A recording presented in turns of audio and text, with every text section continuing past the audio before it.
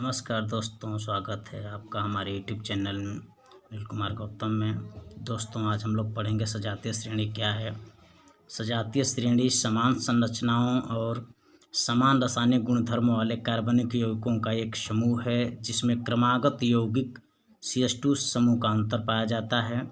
इसका सामान्य सूत्र CnH2n होता है। यदि n बराबर 1 रखें तो यह CH2 प्राप्त होगा। यदि n बराबर 2 रखें तो C2H4 प्राप्त होगा। जैसे कि आप देख रहे हैं C के साथ n बराबर 1 रखेंगे, H बराबर यहाँ पर 1 रखेंगे, n बराबर 3 हो जाएगा, CH2 हो जाएगा।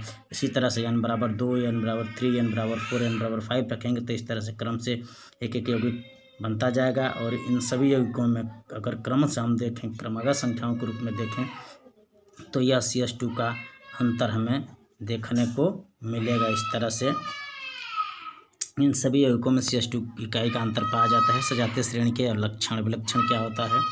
सजातीय श्रेणी के सभी सदस्यों को एक ही सामान्य सूत्रों द्वारा व्यक्त किया जा सकता है।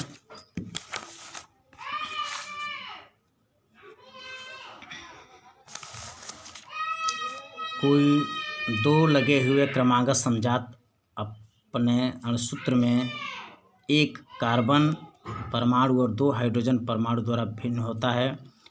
किन्हीं दो क्रमागत समजातों के आणविक द्रव्यमान में 14 यूनिट की भिन्नता होती है। समजातीय श्रेणी के सभी यौगिक समान रासायनिक गुणधर्म को प्रदर्शित करते हैं। सजातीय श्रेणी के सदस्य आणविक द्रव्यमान में वृद्धि के साथ साथ अपने भौतिक गुणधर्मों में क्रमिक परिवर्तन प्रदर्शित करते हैं। क्रियात्मक समूह क्या है, फंक्शनल ग्रुप क्या होता है, इसके बारे में हम लोग जानेंगे। परमाणुओं का समूह जो कार्बन यौगिक को अभिक्रियाशील बनाता हो और उसके गुणधर्मों को सुनिश्चित करता है, क्रियात्मक समूह कहलाता है। सबसे पहले हम क्रियात्मक समूह हाइलोक समूह के बारे में जानेंगे, जिसमें क्लोरो, ब्रोमो, आयोडो देख रहे हैं। यदि इसको मेथिल के साथ जोड़े हैं, क्लोरीन को, तो क्लोरोमेथिन हो जाएगा।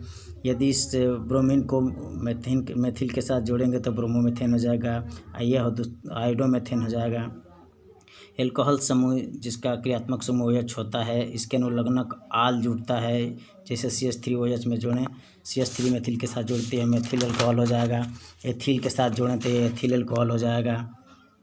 एल्डिहाइड समूह जिसको हम CHO कहते हैं, इसका अनुलग्नक अल होता है, CHCHO, तो यह मेथेनॉल हो जाएगा। इसको CH2O भी हम लिख सकते हैं।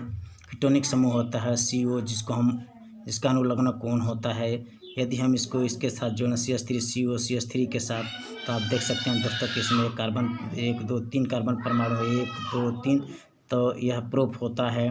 और चूँकि कीटोनिक समूह है, इसका अनुलग्नक कोण होता है, इसलिए प्रोपेनॉन हो जाएगा। दोस्तों, अगला है कार्बोक्सिलिक समूह जिसका COH क्रियात्मक समूह होता है, इसके अनुलग्नक कोइक जुड़ता है। यह HCOH जिसको कहते हैं मेथेनोइक। दोस्तों, इसमें कार्बन इसलिए मेथ हो जाएगा, इसलिए ओइक इसमें जोड़ने के बाद यह हो जाएगा मेथेनोइक। अगला क्रियात्मक समूह हो जाएगा दोस्तों एल्किल समूह। आप देख रहे हैं कि एल्किन में डबल बॉन्ड होता है और एल्काइन में ट्रिपल बॉन्ड होता है। इसमें देख रहे हैं कार्बन कार्बन के साथ डबल बॉन्ड है, इसलिए ये एल्किन समूह के अंतर्गत आएगा। और इसमें ट्रिपल बॉन्ड है कार्बन कार्बन के मध्य, तो इसलिए इसको एल्काइन समूह के अंतर्गत हम रखेंगे। दोस्तों, एल्कोहल का हम नामकरण कैसे करते हैं, नोमेनक्लेचर कैसे करते हैं, इसके बारे में हम लोग देखेंगे। एल्कोहल का सामान्य सूत्र होता है CnH2n+1 OH होता है। इस यौगिक में एक कार्बन परमाणु होता है, इसलिए इसका जनक एल्केन मेथेन CH4 होता है। इस यौगिक में OH क्रियात्मक समूह लगा हुआ होता है जिसका अनुलग्नक आल होता है। आप देख रहे हैं कि इसमें CnH2n+1 में आप देख रहे हैं इस सामान्य सूत्र से यदि हम निकालें इस यौगिक को, तो इसमें एक कार्बन होता है, 3 हाइड्रोजन होता है, इसके साथ ही एक एल्कोहलिक ग्रुप जुटा हुआ है जिसका अनुलग्नक आल होता है, तो यह एक कार्बन होता है, इसलिए मेथ। और यह कार्बन हाइड्रोजन के साथ सिंगल बंध के द्वारा जुड़ा हुआ है, इसलिए इसको हम कहेंगे एन। तो मेथेन, इसमें क्रियात्मक समूह को OH है, इसलिए आल होगा, तो यह मेथेनॉल हो जाएगा। इसका उपयोगी नाम मेथेनॉल होगा और साधारण नाम होगा मेथिल अल्कोहल। उसके बाद आता है कीटोन्स का नामकरण। कीटोनिक समूह वाला यह है, इसका सामान्य सूत्र CnH2nO होता है। इसमें आप देख रहे हैं दोस्तों कार्बन के साथ ऑक्सीजन डबल बॉन्ड के साथ जुटा हुआ है, इसका मतलब यह कीटोनिक समूह है। इसके अनुलग्नक ओन जुड़ता है, यहाँ पर CH3 कार्बन के साथ CH3 दोनों साइड से जुड़ा हुआ है, इसलिए इसमें 3 कार्बन है, 1 2 3, इसलिए प्रोप होगा। सिंगल बंध के द्वारा ये जुटे हुए हैं, इसलिए N लिखेंगे। और इसमें कीटोनिक समूह ओन है, इसलिए ओन जोड़ेंगे तो यह हो जाएगा प्रोपेनोन। इसका साधारण नाम एसीटोन होता है। उसके बाद आता है दहन की प्रक्रिया। दहन किसे कहते हैं। हवाई में कार्बन यौगिक को जलाकर कार्बन डाइऑक्साइड, जल वाष्प और प्रकाश उत्पन्न करने की प्रक्रिया को दहन कहते हैं।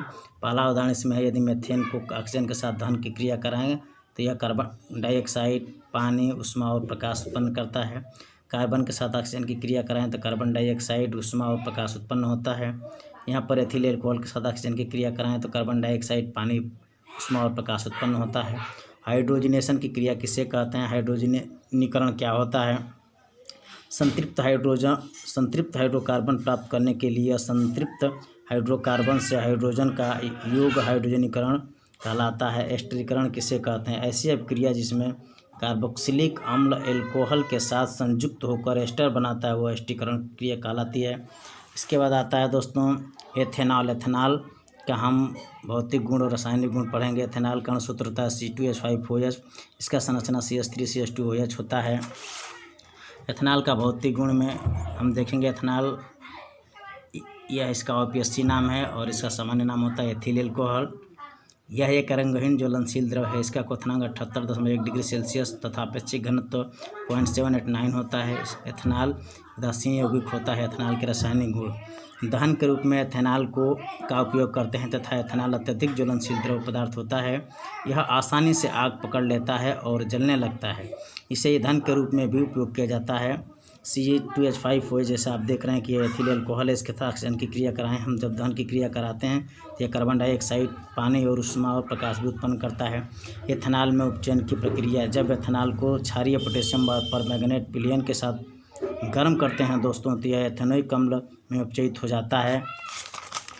तो दोस्तों यह वीडियो कैसी लगी आप लाइक और शेयर ज़रूर करिएगा, कमेंट करिएगा और चैनल को सब्सक्राइब करिएगा। धन्यवाद।